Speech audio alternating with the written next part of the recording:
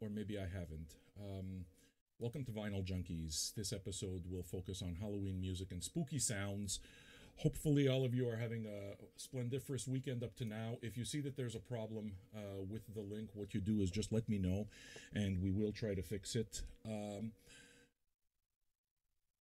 Really do Halloween anymore? Of course they do. Everyone wears costumes. Everyone plays a certain type of music, and I guess we're gonna delve into that. What is Halloween music anyway? I asked you guys. We put up a poll asking you guys the topics that you'd want us to discuss or want me to discuss as much as possible. And last week I spun a bunch of stuff, so we'll whittle it down to the three topics you seem to be most interested in hearing about, which is number one, exploitation films, which is where I'll start, and we'll go into the giallo genre, and we'll go into exploitation films and people like Dario Argento and Mario Bava and that kind of thing, and how that really changed the landscape of music. From there, topic number two will be not Halloween, but pretty damn Halloween sounding. By the way, before I even continue this, share the hell out of it, man. If you like the content, share it, and one of you will actually win a copy of Vinyl Me Please's new record of the month, which is Queen, A Night at the Opera, which is going to sound amazing. It's been replated, just so that you know. That's to say that they created a completely new plate, so it's going to sound crisp, clean. One of you is going to win this, so share and thank you. Okay, so topic number one, as I was mentioning, was exploitation film, and we'll see how far that takes us. Then we'll move on to not Halloween, but pretty damn Halloween sounding. So that's when I guess I delve into a little bit of the mood. What is kind of like Halloween music? What is scary music anyway? So I'll get into that a little bit, and we'll see what you think. And then finally, to be honest with you, this was the topic that did get the most votes, but I'm putting it at the end because maybe metalheads, the non-metalheads, will enjoy at least the first part of the show, and we can opt out the last part of the show if they don't want to hear me nerd out on metal. But I will nerd out on metal because it's almost impossible to talk about Halloween horror and all of that imagery without involving metal music. So a bunch of personal stories are definitely going to come there because I suckled at the teat of Black Sabbath and Alice Cooper. So there are stories. There are stories. Is this going on Facebook? Probably not. It seems to be fine on YouTube. You'll have to excuse me as I just kind of try to see if that works or not, but I'm assuming it didn't. Okay, so there you go. No Facebook. That's the way it goes. Should we start with exploitation flicks? Of course we should. All right. I guess maybe the first place to start is horror music anyway. I mean, Halloween. It seems kind of ridiculous, Kids get dressed and you can kind of understand it, but the fact is that, this whole Halloween industry, a lot of it, except for the candy maybe, but a lot of the industry, especially the costume industry, is absolutely 1000% an industry that's fueled by adults. So I know here in Montreal, this weekend they had the Zombie Walk, which is of course a show like The Walking Dead. They'll certainly do something to bring zombies to the fore. Of course, George Romero's 1967 flick, The Night of the Living Dead, is where it all started. But anyway, Zombie Walk, right? And you look at a lot of Comic Cons, and people love to dress in costumes. Not only that, but the costumes are elaborate, and people spend months planning them out, and they spend a fortune on it, and they spend hours upon hours applying makeup. What's the deal? Adults, Similarly, once Halloween starts coming around, people start playing music that fits that theme. Okay, we have more than a couple of vinyl junkies that definitely do that, right? So as soon as October starts, what they'll do is either watch horror movies throughout October, which of course is a normal thing because I mean, if you look at advertising, you'll see advertising for Shudder everywhere, and all the horror movies come out at this time, including Halloween, which is doing bonkers box office. You know, very 80s. I've heard, haven't seen it yet, and the soundtracks all come out at this time as well, right? It's I think. I mean, I could be wrong, but I think that it's probably just a safe way of feeling afraid. Uh, Maybe, or just kind of like accessing something that maybe we are not allowed to access outside normal. You know, you have to almost be told that you can pretend to be something else. And a funny thing happens when you pretend to be something else. Who you really are comes out. So that's kind of an interesting thing, and it does very much lead into our music. Because we take on, a lot of us, I mean, those of us that music matters to a lot, we take on that identity. So, what's the deal with this Halloween thing? We'll dig a little deeper into that, but I thought we'd start with Halloween proper. Now, you'll hear a lot of things. Okay, first of all, you'll notice that a lot of Halloween music or a lot of soundtracks to horror flicks and such are instrumental. Okay, that's I mean, it's got to be by design, obviously, right? Because the entire idea is that it's supposed to create the mood for the image that's on the screen. The words will just kind of take away from that. So you're watching a movie, your eyes are involved, right? The minute it is that you create music that is effective at stirring up a feeling of tension, then it hits you on both senses. Can you imagine how good horror movies would be if there was smell-o-vision? But it makes me think of this. It makes me think of this play that I went and watched, Evil Dead the musical, where besides just doing the entire thing, they were throwing blood at us. Gore does a lot of that, but we'll be getting into the metal part of this. But all this is to say that if we kind of like employ all of our senses, the closer it is that you get to this fear, but it's not a real fear. It's a fear that's outside, but it still allows us access to that feeling. Kind of like an album that's really sad will access certain feelings inside you. Sometimes when you just can't access them for yourself, or it seems like you're not allowed in society, or whatever the case is. I think that Halloween probably fits that type of a mold. You know, I can tell you one example. Actually, I'll tell you a few examples in terms of costumes, okay?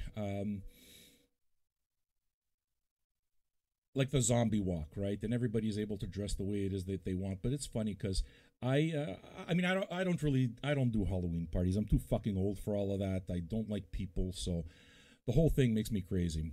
But I've gone to a couple, right? And the thing is that I don't really try too hard. I gotta be honest. I mean,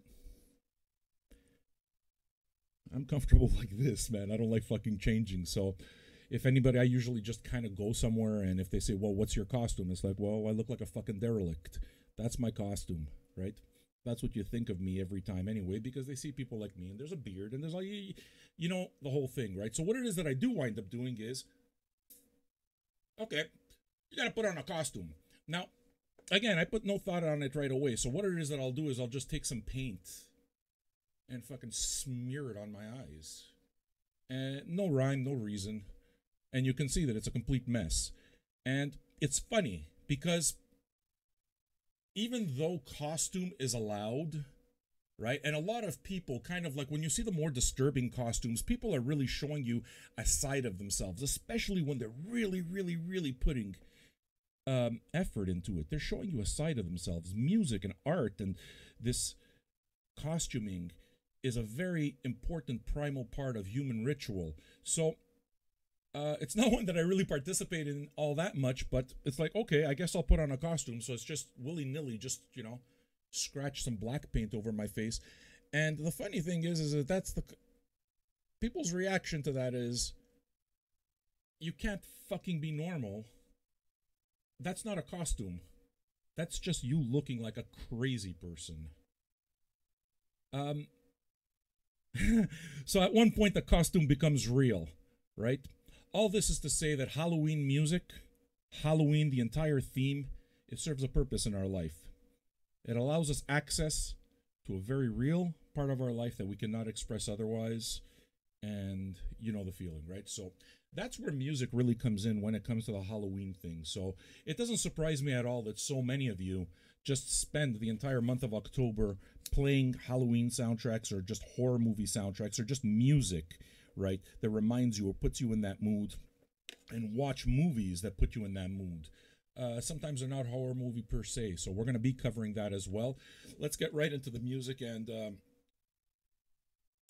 maybe go with one of the most obvious choices, which would be just music that's out and out for horror movies. But what we'll see is that there's no particular sound. As a matter of fact, that sound can very easily be created if it's intonated properly and if it's suggested properly.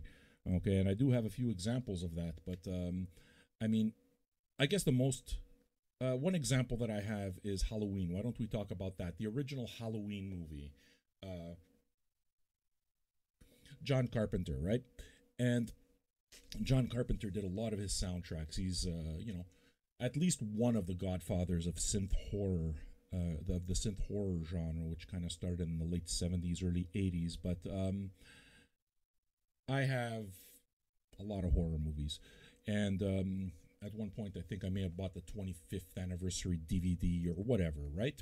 I bought one of those things, so it came with all of the outtakes, and that's where it is that, they visit the house and what it looks like, and they talk about the neighborhood, and that's where it is that they delve into the fact that they didn't even know what mask to give Michael Myers, so what it is that they did is just went out and got a fucking mask of William Shatner.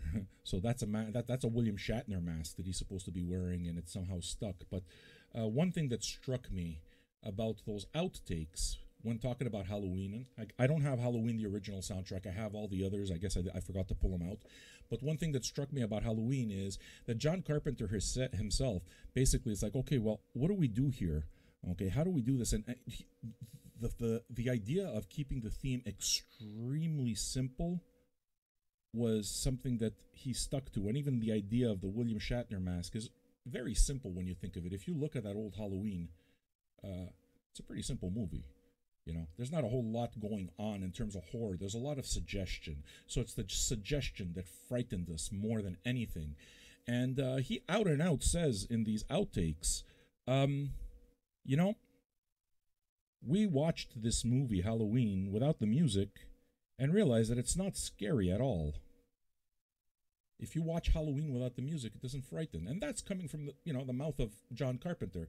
So in creating this music for his movie, he set out to create he specifically set out to create a soundtrack that adds that extra element of foreboding fear. This fucking guy, he's running after me all the time. He may kill me. He's killed a bunch of people. He's crazy. He's escaped from the mental hospital. The doctor just is imploring that Laurie Strode stays, safe. And the whole thing was quite effective, but the music is what drove the film a lot of the times, and that does happen. Okay, so I think one place where we can say that the music is every bit as important as the film, I mean, we can say it in a lot of places, but in the Halloween genre is, I'm not sure that you can talk about horror movies without going into the Euro genre. Okay, European horror movies are always, there's a certain twist to Euro horror that I really love. Whereas American movies are straight up, I think that European horror movies tend to look at the art of the film a lot more than, let's say, American movies where, they'll focus on the comedy, or they'll focus on the slasher, they'll focus on gratuitous sex, they'll focus on teenagers, they'll focus on all of these tropes, whereas the example that I would give immediately is somebody obviously like Dario Argento, okay, and his movie here, soundtracked by Goblin. Suspiria is really considered one of the great horror movies of all time. And one of those reasons is not just the outward horror and the way the blood was filmed. Okay, so if you notice a lot of these European movies, the blood doesn't look the same as it does on American movies. Okay, the blood looks redder, much redder. Whereas, you'll kind of get a darker thing happening in the Halloween movies, or not Halloween, but I'm thinking Friday 13th and that kind of thing, or even Evil Dead. You see a blackness, whereas color is a super big thing, and that's what it is that we see here. Dario Argento really brought that to the forefront, and at the same time, as it is that I was mentioning horror movie music, and saying that John Carpenter is one of the progenitors of that whole electro horror genre. The precursor to that would absolutely have to be something like Goblin, and Goblin existed in a pretty interesting area. That's to say that, yes, they soundtracked these horror movies. They did a bunch of them, but there's Profondo Rosso, which is the one that I have, and Roller, and Suspiria is the most popular, and actually Dawn of the Dead, the original, not the original, but the 78 Romero movie. That's another one. It wasn't just about creating horror, but you can, if you, it was very steeped in the tradition of European progressive music. So you can listen to a lot of those sounds and hear a lot of that stuff is coming directly from bands like maybe Sound Machine or fucking Gong, or the names aren't coming to me right now, but just, it wasn't just kind of like something that you tack onto the movie. This music from the very beginning was created to exist on its own. I'm not sure that John Carpenter counted on that. Of course it happened, but I'm not sure that John Carpenter counted on it. Is the volume on to this? It is, isn't it? Just sorry. Okay, good. Whereas Goblin, maybe it caught them by surprise, but you can see the revival that's happened. It's become a very big thing for them to tour and play this stuff live. I'll move on. I've talked and nerded out enough about Goblin. Had a chance to meet him. They're excellent. If you ever see them, if you ever have a chance to catch them live, I could not possibly recommend it more. But that takes us a little bit further into the genre. I guess where it is that we'd go is the different types of areas that aren't necessarily horror, but they touch around the same themes. And a lot of the music that soundtracks these movies create kind of the same type of unease, the same type of tension, right? And a lot of the feeling that we love about Halloween, the thing that we love about fear, about being scared, especially in something like, let's say, a movie, is, number one, I mean, that it's fear, but it's in a movie, right? So you will kind of already have that, but it's just that creation of tension and then release, It's fucking awesome, and we look for it. And the music is meant to copy that. So when we look at exploitation films in general, what it is that we do is we absolutely can't stop ourselves from going into Euro horror, or actually not even horror. The thing is that you see with the Europeans, a lot of their art, a lot of their filmography mixed themes together, and it wasn't like the movie came out as a horror movie per se. So what it is that I'll do is I'll give very much an example of Giallo films. That's where it is that I wanted to go with the genre, because Giallo films aren't really horror films per se, okay? What they are is basically Italian pulp novels put to cinema. So Italian pulp novels of the 70s had, heavy paper type of thing, but the sides of the books, how they're usually white. Here, let me pull a book. See what I'm saying? It's kind of like, usually it's white. Those were much smaller. This is my Moondog book, but they were much smaller. And, kind of like, if you know Mickey Spillane novels or something like that, just kind of like hand books kind of thing. And they had yellow borders. Okay, so the giallo name of movies come from those yellow borders that come from these little pulp novels that you could buy anywhere. The Italian equivalent of um, Mickey Spillane books or Dashiell Hammett books or, you know, all of that stuff. The thing is that the movies, okay, when these books were put to movie form, what wound up happening is, again, there's a certain artfulness. I speak mostly for Italian movies because, I mean, I love that stuff, but uh, the horror is presented in a certain way. And even in these movies, what made them particularly shocking for the time was that they were not like the types of murder mysteries that you would find done in the States. If anything, the blood was a little bit more gratuitous. And again, it was redder. Well, actually, Argento is really the one who brought it out. But even, you start seeing that in movies like Mario Bava films from all the way back in the 60s, and you'll notice that a lot of these Giallo movies are more violent than the average movie of that sort that was coming out in North America. And the soundtracks reflected that. So what winds up happening is you wind up getting a lot of really weird music that accompanies a different way of making movies. So you'll have something like Bruno Nicolai scoring Eyeball, and all of a sudden a lot of the same names start popping up, and that's where it is that you start learning about all the maestros of Italian music and realizing what geniuses there are, So something like this comes out, and frankly, this is a blind pick for me. I didn't know this, but I knew from collecting, soundtracks and from watching these Giallo movies and, basically loving genre film in general, that the name Bruno Nicolai would eventually mean something.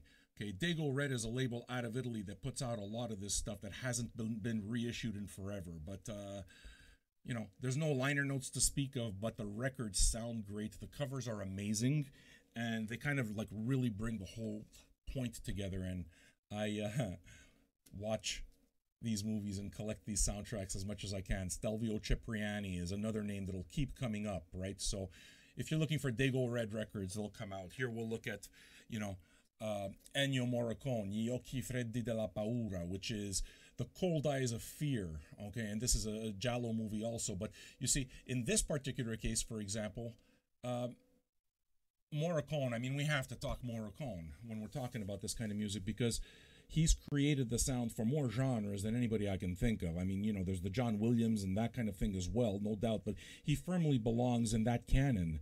And what's interesting is, well, first of all, look, the Italians, there's one thing that makes that music immediately diverse and immediately interesting to me is that they come from so many different types of traditions. So there's that tradition of opera, there's that vocal tradition.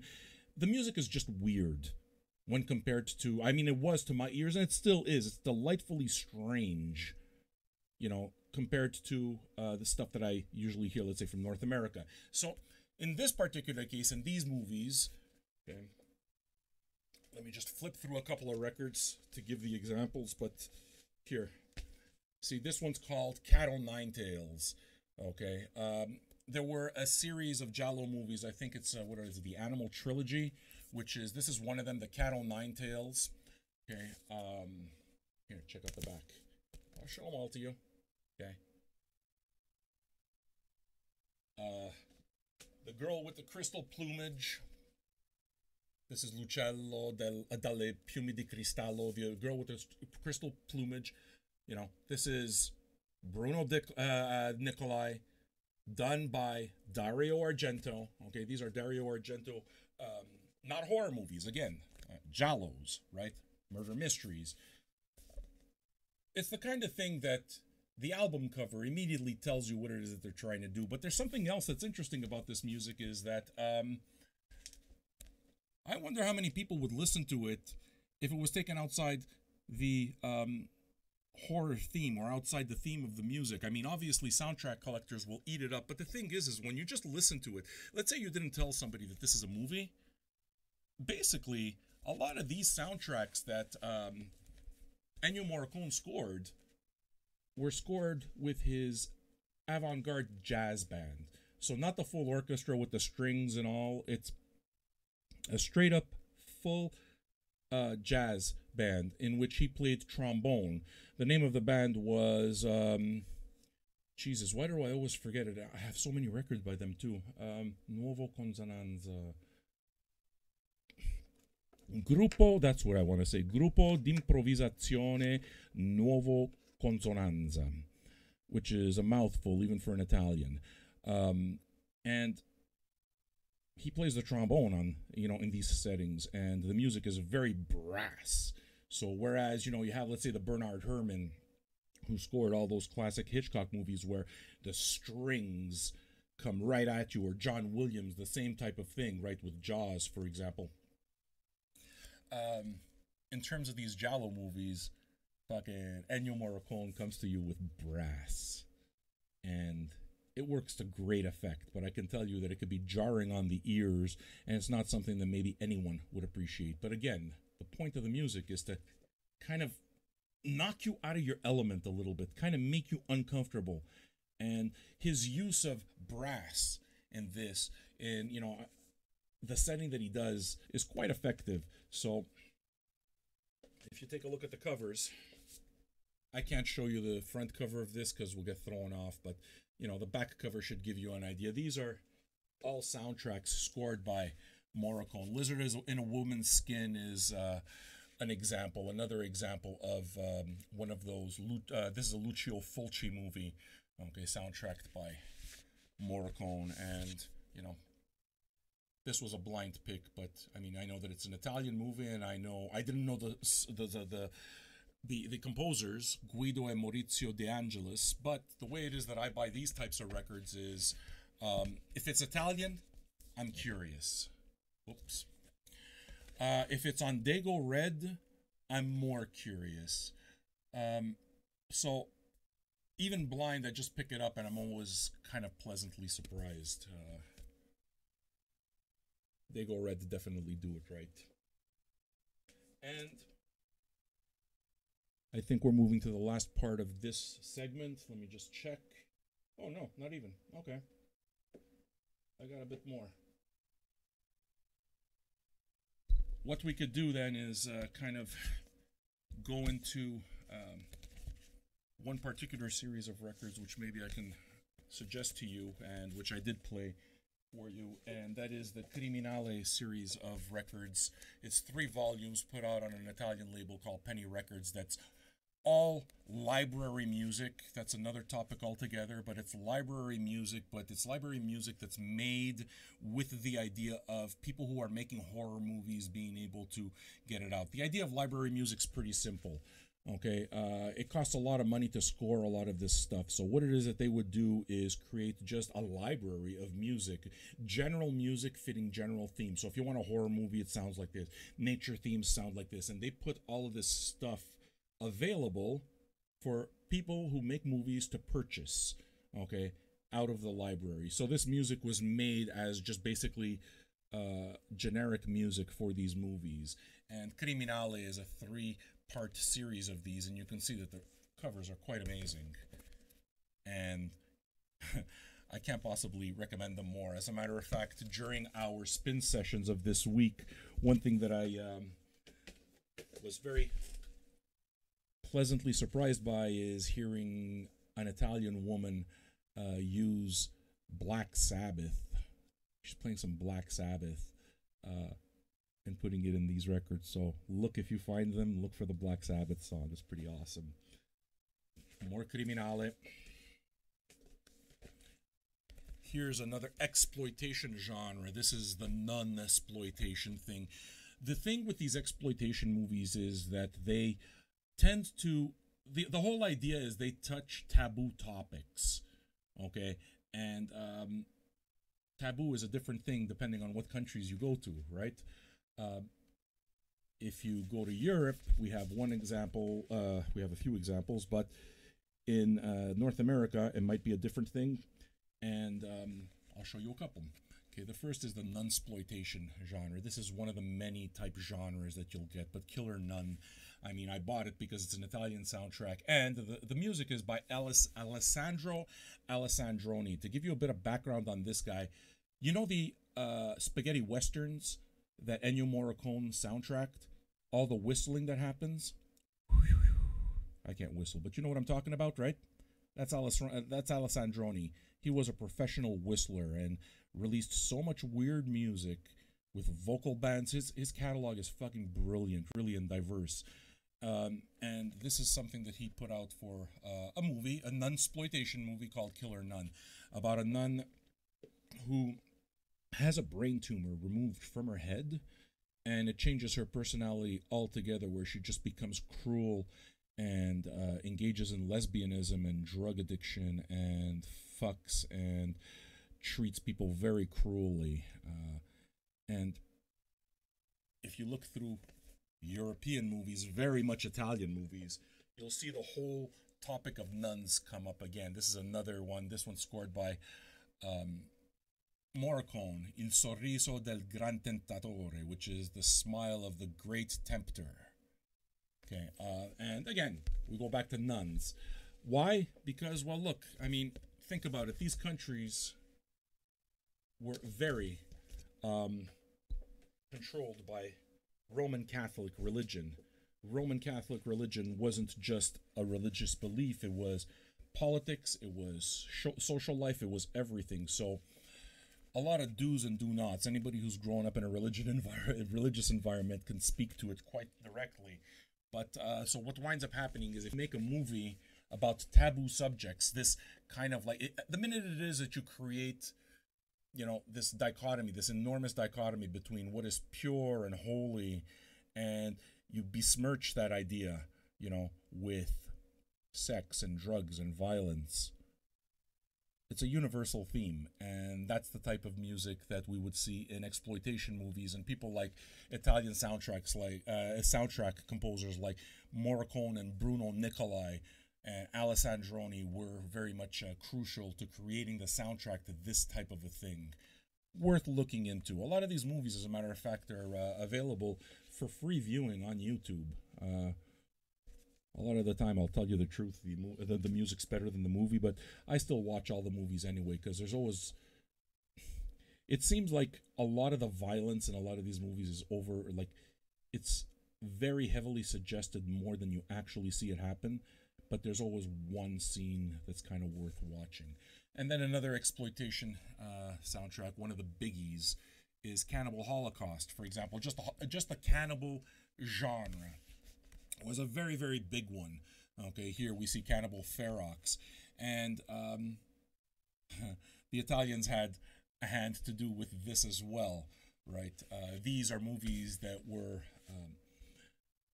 banned in so many countries, and it's the outrage that almost made the movie what they are, you know, and the soundtracks to this used to fetch big money before they were available on vinyl. But there's a lot of questionable stuff in here, okay? I remember when they showed this movie, I went and watched this movie when they showed it at a local horror movie festival here called Fantasia, and I think it was the first time they ever showed it here, right? Must have been the 90s if my memory serves me properly, but people walked out, you know, and you can kind of see why, you know, something like Cannibal Holocaust. I mean, you see people being killed, you see people being eaten. You know, probably the most disturbing scene, which is soundtracked by a song called Turtle Soup, of all things, is a turtle being decapitated, a real turtle. Okay, so it's kind of a bit gruesome, you know, but it caused such an outrage that was something completely banned for many, many, many years. And the ironic part about the soundtrack is it's a soundtrack done by Riz Ortolani, who kind of helped create this genre. I'm thinking of a movie right now, but it's not coming to mind. Mondo, the whole Mondo style of movies, Mondo Cane, he soundtracked the original. Okay, so here, you know, these people were reviled. As a matter of fact, they were arrested. Okay, because they thought that, can I show you this? I can't show you this. Basically, it's a woman on a spike, with a spike going right through her, and she's naked, and there's blood all over her type of thing. And the fact is that she's sitting on a unicycle, so it looks like the spike goes right up her ass and out of her mouth, and there's blood all over the place. But this is the kind of thing that got these guys arrested, because people actually thought that Real people were being killed. So the cover's not that great, but the movie, if it sounds interesting, it's interesting. I promise it's interesting. So, you see the same type of thing here on Cannibal Ferox. These came out at around the same time, but the movie that really, really drew tons of hoopla was Cannibal Holocaust. That was the big one, and that's really an amazing soundtrack, but beautiful soundtrack. You'd be amazed at how beautiful it is, considering the imagery on it. And then I guess we can go into other exploitation movies, as I was saying, different taboo topics type of thing. And I mean, we can go to blaxploitation, and blaxploitation is another topic altogether. But in order to kind of bring it together, I figured I'd get this out, which is Blackula, because blaxploitation movies became so damn popular that they blacked everything. So I know I haven't seen it, and I haven't seen the soundtrack. I don't even know if the soundtrack exists, but Blackenstein exists as well. Blackula is available. I found it and I'm thrilled to have it. But that's kind of where we go when we talk about genre films. Okay, so like I said, horror, but a little bit off horror. Hope you guys are liking the show so far. Next, we're going to go to not horror per se, but pretty damn frightening. Or not Halloween, but pretty damn Halloween sounding. In other words, you don't have to have this theme of Halloween or horror in order to evoke those types of emotions. And there are some people, some artists, they are so unique in their voice that they evoke these images, and it's not the only images that they evoke. You can hear that they're fucking sharing, they're rending their soul to you, And it's horrifying, and sometimes that music is more frightening than anything that's specifically made for a horror movie. And I would think that, in my opinion, probably the most apt example of that is Ms. Diamanda Galas, because she uses a multi-octave operatic voice and just the great range of her voice, along with a very unique manner of playing the piano, which, I mean, she grew up playing the piano in bars with her father, who also played music. So, she went from barrel house music to just classical and everything in between, and created something that's completely different. But what makes Diamanda Galas interesting, I mean, when I started hearing her music in the 80s and 90s, a lot of it was, and it still is, very centered around topics that outraged her, like AIDS, the AIDS epidemic. Her brother died of AIDS, and the Armenian genocide, because, she's Armenian. And she composed her music. It's such a powerful, visceral thing that it is absolutely frightening, and it will absolutely jar you and turn some people on. But the thing is that when it is that I put this entire piece together, okay, in terms of not Halloween, but pretty damn Halloween sounding, I'll tell you the idea that I had in my head. Okay, the idea was very simple. It was this. Kids are going to be coming on October 31st to my house, right? And they're going to be accompanied by parents and picking up candy. Now, if I had to have a soundtrack, okay, that would legitimately scare these parents to the point where they would tell their kids to pass my house. So the music tells them, don't ring this fucking doorbell, there's something not right happening. And then a couple artists came to mind. And I mean, Diamanda Galas was first because, again, she uses... It's music of contrasts. It's supremely beautiful, but it's music that's coming so much from her soul. And it's so fucking terrifying that, I mean, you can see through her themes, deliver me from mine enemies, free among the dead, are names of her songs. And, double barrel prayer, you must be certain of the devil, and now she actually does, she always has done a lot of her own interpretations, covers of songs, and they always tend to have dark themes like Blind Lemon Jefferson's, be sure that my grave is kept clean, or Johnny Cash, 25 Minutes to Go, which is a song about, a prisoner on death row, his last 25 minutes before he goes to hang. And I can tell you that when Ms. Diamanda Galas gets hold of it, it's a completely different game. It's a game changer. Um, so if I wanted to truly frighten the children, or more so the parents, all I'd have to do is blast some Diamanda Galas from the house, and I'm pretty sure there'd be a ton of candy left over, because some music is so disturbing and so frightening because it comes from such a real place. And I've had an opportunity to have a correspondence with Ms. Diamanda Galas, and she's an interesting person, really very intelligent, speaks many languages. Um, Her process amazes me. Um, and I read some of her interviews, and there's one that struck me so much, and it kind of like, I'll leave you with that thought of her, where she describes playing a song. I forgot which song, but she plays a song and hits her piano, pounds her piano so hard that she breaks off her nails. So by the end of the song, the piano, the white keys are just spattered with blood, and her fingers are hurting, and she didn't notice that what she had done to herself.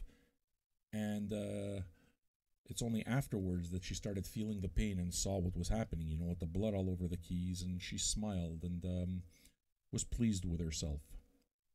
So I think that should probably tell you everything you need to know about Diamanda Galas and why. If you find that even remotely interesting, it's probably somebody that you want in your catalog.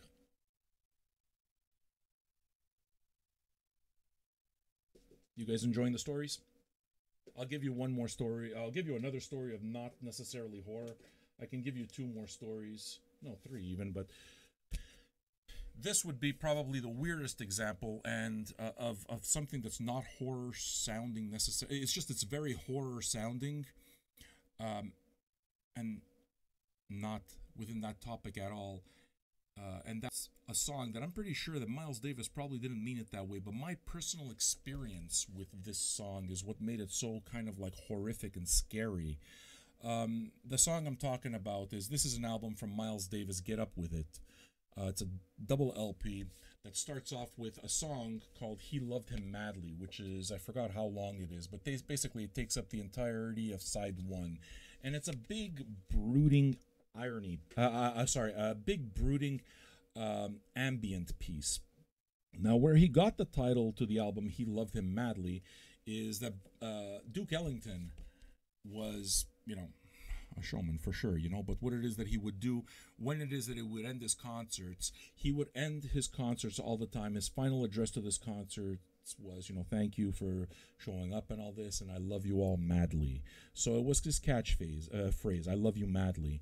So this song was recorded as a tribute to Duke Ellington right after he passed away, and he called it He Loved Them Madly. But what made this song eerie for me, or horrific, I don't know, it's not horrific, but what made it eerie is when I first listened to it, or when I first listened to it with a context which has stuck with me now over 20 years, and that is the 1998 ice storm here in Montreal. In 1998, we had a massive, massive, massive ice storm, and I wasn't talking vinyl. I was full on and buying everything from Miles Davis at the time. So this was a 2 CD compilation that I picked up, a Japanese import that I paid a fortune for, but I had to have it, especially that 70s stuff. It was my favorite. It still is, right? And so I had it. Now, during this ice storm, which was 97 or 98, I forgot exactly when, um, the entire city shut down. It was, I mean, we're talking about ice this thick, like, electrical towers were completely crumpled by the weight, trees coming down everywhere. It was a, a state emergency, not a state emergency, but a state of emergency was declared here in Quebec, but in Montreal as well, because the city just completely shut down. We couldn't do anything. And as you can imagine, ice, breaking these towers down made it so that the power grid was very, very severely compromised. So there were entire parts of the city where there was no food. Not food, but actually there was no food because uh, people just basically raided the pantries like they always do in these types of situations. Trucks couldn't, it's just the city was at a standstill and there was no power. So they'd open up a lot of public schools and have people camp there and all the rest of this. Me and my first wife were some of the only people in the city. Imagine to have electricity throughout the entire thing. So we'd have people over, and I had a friend named Mark who'd come over. He was very much my partner in music, right? He loved music as well. So driving along in my Toyota Tercel, he hung out for a little while, and after a day or something, he got fed up and just wanted to go home. But by this time, the army had come in, and total state of emergency. Everything shut down. Forget work, man. You couldn't do anything. Okay, stores were closed down. There were some stories of looting as well, but cops couldn't get to it because it was such a mess. So the army came in. Anyway, what it is that I'm trying to point to you is that Mark and I had this thing where we would share music all the time, and jazz was our thing. And he'd introduce me to some of the weirder jazz, but stuff like Tzaddik or stuff, the John Zorn stuff, a whole bunch of things like that. But I was full on the jazz funk, so I introduced him to stuff like this, and I said, "Hey man, you got to listen to this."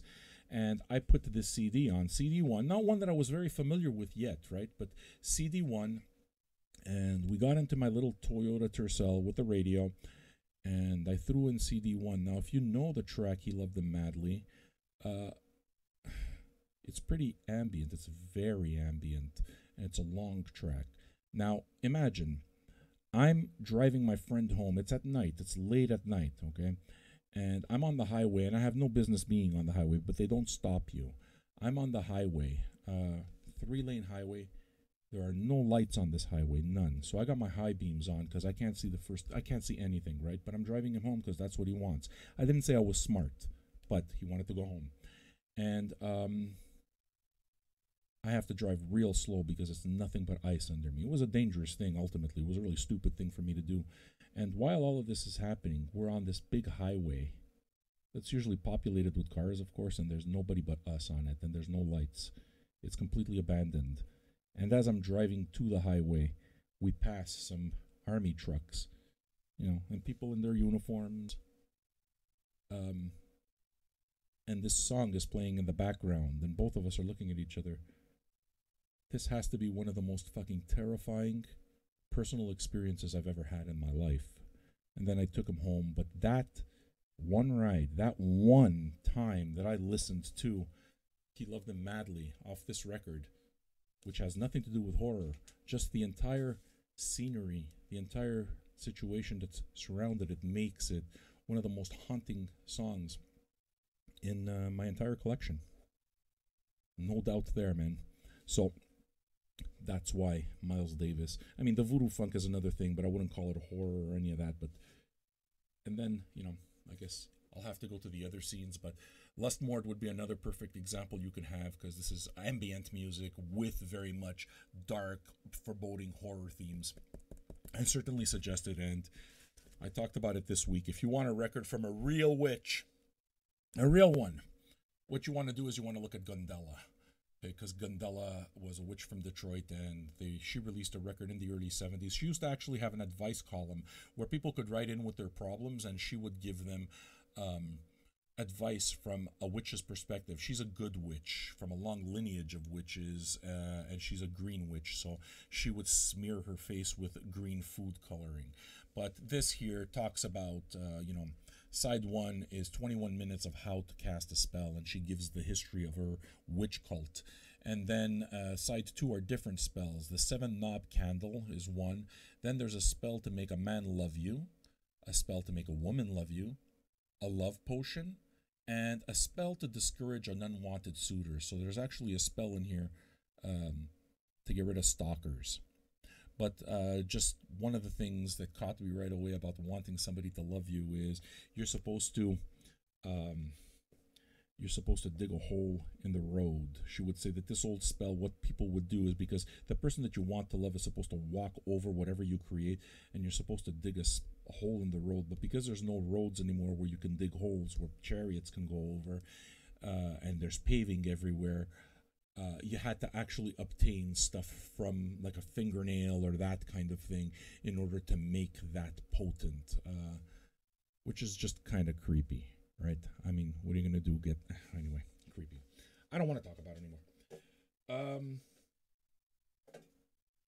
Another example, I guess, of not quite horror but very horror is, and I will tell you, this final story here is we go to people like David Lynch, whose movies aren't necessarily horror, but they certainly evoke those types of themes. You know, Twin Peaks isn't a horror sequence. Eraserhead isn't a horror movie, but the music is very unsettling. And what it is that I'll do is, you see, the thing that I love about David Lynch is that he knows how to create a mood and he knows the mood he's going for.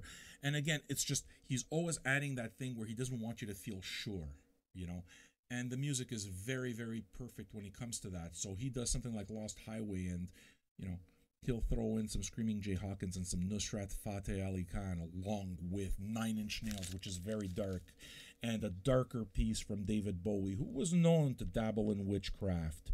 And, you know, one of Smashing Pumpkins' darker pieces, and just knows how to create all of that. And his longtime composer collaborator, Angelo Badalamenti, kind of intersperses this music with his own themes. And one of the first records that they worked on together was Eraserhead, which is a decidedly disturbing piece of music. But the story that I'm going to tell you about has nothing to do with Halloween, but I think it's the best story in the world. And it's certainly proof positive of why I love David Lynch so much. In this particular one thing that he does is he includes an organ piece from Fats Waller. Now, this organ piece works perfectly in Eraserhead because it sounds old as fuck. That's because it is old as fuck. Fats Waller was a piano and organ player from way back in the 20s and 30s. The guy died in 43, way early. Okay, this guy influenced people like Count Basie. He was one of the big names, right?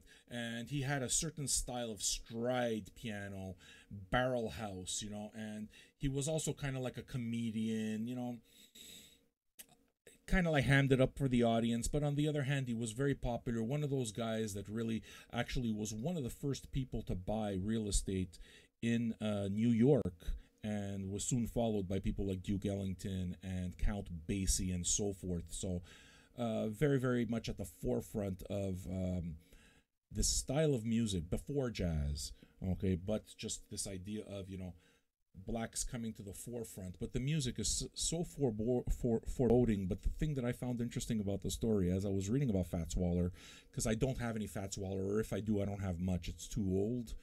I don't have it. But one story that I came across immediately was that he used to play, you know, to packed houses all the time. And he'd play, you know, at clubs in New York there. And at one point, as he's doing a show, right in the middle of the show, 4 or 5 guys show up with guns and just kidnap him. They straight up kidnap him. They take him away from his piano. And nobody tells him where he's going or anything like that, but they put him in a big car, and he's like, oh, shit. What the fuck's going on? I mean, I didn't do anything here. It's like, these guys are going to kill me. And eventually what they do is, with their car, you know, they pull up to one of Al Capone's clubs. And they didn't tell him anything, but they just pull up to one of Al Capone's clubs and said, hey, it's Al Capone's birthday. And they pointed him straight to the piano and they sat him down, now play piano. So supposedly this party went on for 3 days, and he spent 3 days very, very, very drunk, very spent sexually and every other way, and supposedly made thousands of dollars in tips from the people who were there, you know, because Capone had rich friends, right? And it was one of the most successful gigs of his life, and it started off with him thinking he was going to die. So there you go. That's the kind of thing that I'm pretty sure somebody like David Lynch would be aware of. We're going to get to metal, okay? Last step. Big old pile.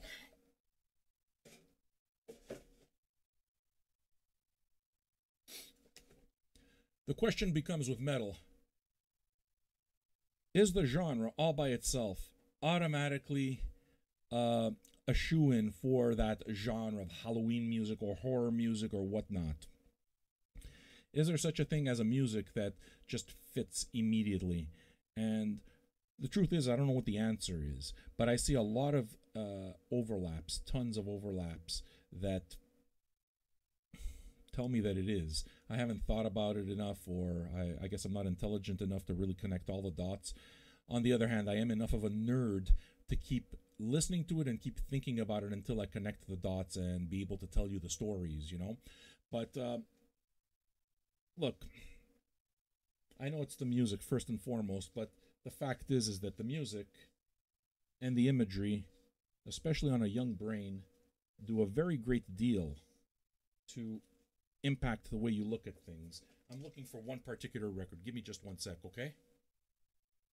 Sucker, I always miss.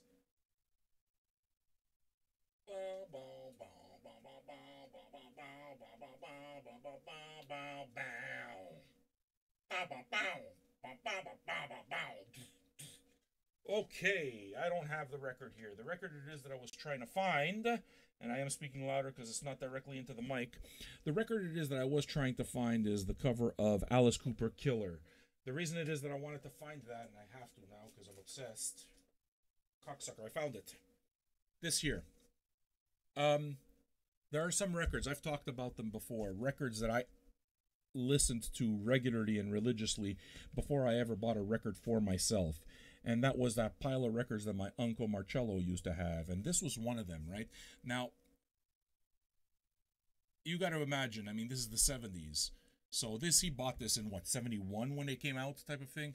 That would have put me at the ripe young age of 1 year old. And I grew up listening to this. It was about 3 before I could put on my own records. So can you imagine a kid growing up with this? It makes an impact, so much so that I'm talking about it, you know, a lifetime later. And a 3-year-old seeing a guy hang up a snake like that and a guy with makeup, it leaves an impact. It leaves a massive impact. And then, as you're learning to read, but you don't know how to read, but you kind of look at the words, right? And you know what the lyrics sound like, so you can speak the language. And you look, and there's a song called Dead Babies. And there's a song called Killer. Now, Killer didn't really do something for me, but Dead Babies, I knew what a baby was, and I knew what dead was. So, Alice Cooper was one of the first people who actually put this idea of dead babies in my head. And there's a baby actually singing in the song. And, yeah, let's just say that it impacted my brain. 3 years old, right? Now, the argument couldn't be made that my parents were irresponsible. I don't think that that's the case because it didn't impact my brain negatively, but it drew me to it. And then, you know, my uncle also had this one, $1 Billion Babies, which has a song, you know, which has songs again about the dead. This one sings about I love dead, and it's super catchy, anthemic, you know. I love the dead. Boom, boom. I love the dead. Even a kid can sing along. So that's kind of the hook immediately to metal. So that horror theme was there. From there, I mean, I had Black Sabbath Paranoid, and it was kind of like heavy music, but this wasn't really horror. But again, it kind of seemed to fit in that same thing, but I didn't understand how. Because this was kind of frightening, but not really. I didn't get it, and it's like, why is the dude all blurry? But the guys that played the music looked like this, and again, he has a cross around his neck, and they all got long hair, and, you know, there's songs like Rat Salad. I mean, who the fuck makes salads out of rats? So that kind of caught my attention, but takes me to 5, 6 years old, where I bought my first record, and again, I mean, you look at it, it can't be coincidence, but the cover is what sold me. We can say whatever it is that we want about Kiss and Gene Simmons and him being a prick, but the fact is that this worked. I bought this because of the cover. The demon and the fucking spaceman, the Star Child. And it's like, I bought into the mythology completely. And all of my friends did too. Because I wanted the records because they had the records and because their older brothers had the records. So they have a live too, you know. And jeans, got all this blood all over his face. And of course, when I see a record, and it's in a grocery store because Kiss were always amazing at marketing, so the records were available everywhere, pharmacies, everywhere. You know, that puts me at the age of what, 6 years old, maybe? Then we continue a little longer when I reach the point where I start buying my own music, or I start receiving it for Christmas, the cassette age. You look at the same thing. Again, look, I'm talking about the music that I really, really liked, and the imagery just seems to be there. So there has to be something there. I mean, I have an idea, but, you know, I buy an AC/DC record that's called Highway to Hell, and the guy who plays guitar has horns and a devil's tail that he's holding. I'm pretty sure I was, what, 12 when I bought this, 13 when I bought this. I'm pretty sure that that's kind of imagery is what took me, is what sold me. Iron Maiden, there's absolutely no doubt that the imagery sold it. So does metal and this horror imagery, does metal and fear come into the picture? Maybe. I don't know. I know for me that there seems to be an attachment, an analogy, and there's also the added taboo thing that kind of goes into what it is that I was saying with the exploitation movies, always kind of like touching around the edges of taboo. And there was just something about this music that was always slightly outside of the norm and pretty much said fuck you. And that's pretty much, I think, what it is that I loved. So, you know, you look at the history of the records I bought, you know, I didn't know who these guys were, but there's blood everywhere. You know, angels are smoking cigarettes. 12 years old when I bought this, 13 years old. You know what I mean? Heaven and hell. You always have the same things happening. You know, we go to Born Again, where it becomes even more obvious at this point. So, to me, these were the roots of my heavy metal upbringing. And you can notice I'm showing you some of my earliest metal records, and you can see that it's actually completely unavoidable to get away from this evil imagery. Here, let me pull a few more out. I mean, I'm not kidding here, you know? This is all stuff that I bought when I was 12 or 13 years old. This came after the fact. I had Paranoid first. That was my first record. But seeing this later, and it's like, oh, okay, it's a witch. You know, you don't know it is, but it's a witch. Right?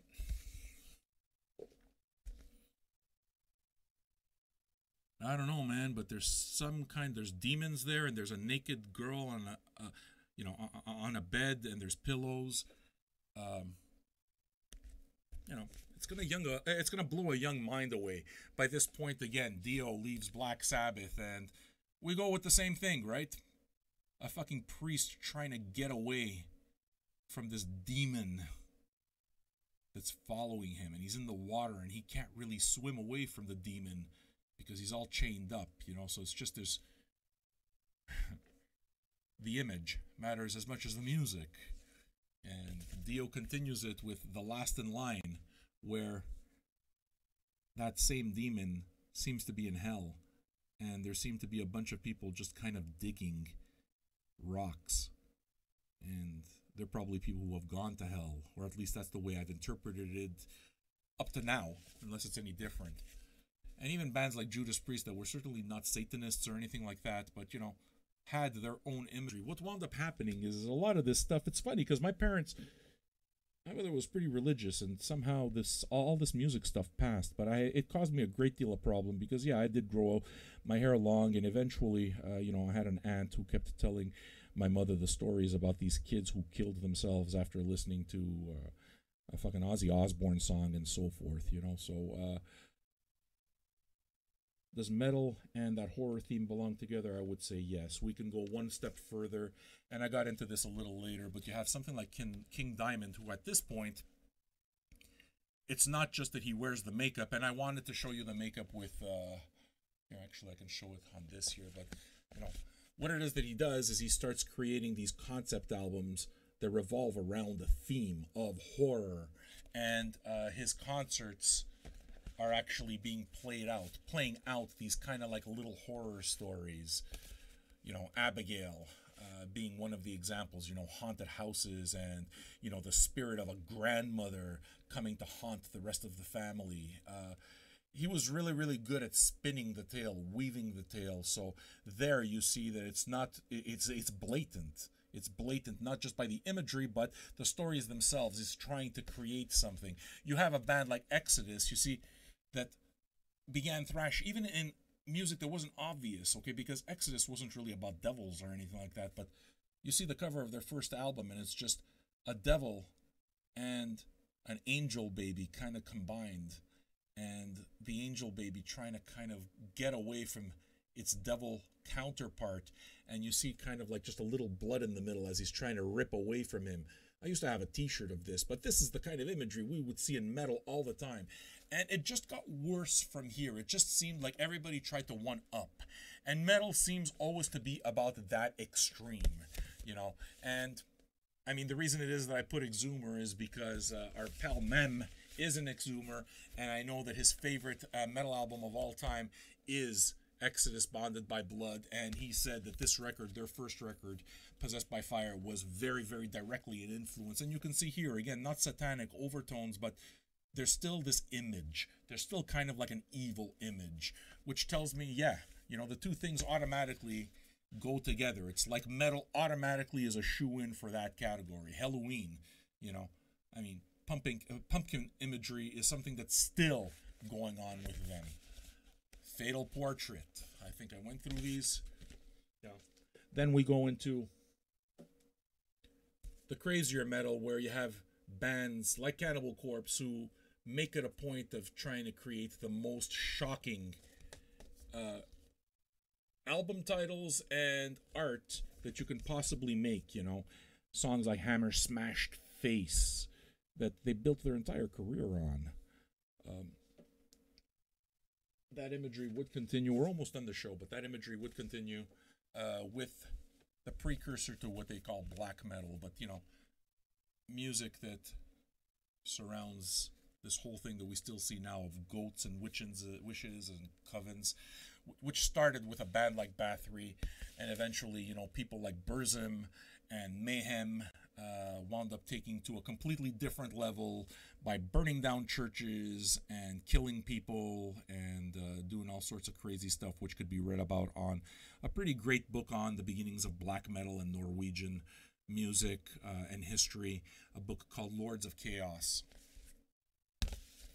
And then, you know, right up to the very beginning, where you have even bands like stoner bands here, like Shooting Guns, who do the soundtrack to a movie called Wolf Cop. You know, this is a stoner band, but the horror movie aesthetic is always there. And the final one I'll show you is, again, Electric Wizard. Electric Wizard that builds their entire imagery around witchcraft and evil and marijuana. So is there a combo? Is there some kind of connection between metal and Halloween? I guess I've made my case. You can decide for yourself. And that, folks, is the show. I hope you enjoyed it. If you did, please share this. Please subscribe to our channels. As you've noticed, YouTube seems to be the more reliable of the channels. And thanks for your support. Those of you that like Queen, one of you will win a copy of Queen's A Night of the Opera at the Opera, courtesy of Vinyl Me Please. And yeah, man, I'm out for tonight. I will be spinning records and planning the next show. I think the next show is about more African music, it looks like. So tune in, all right?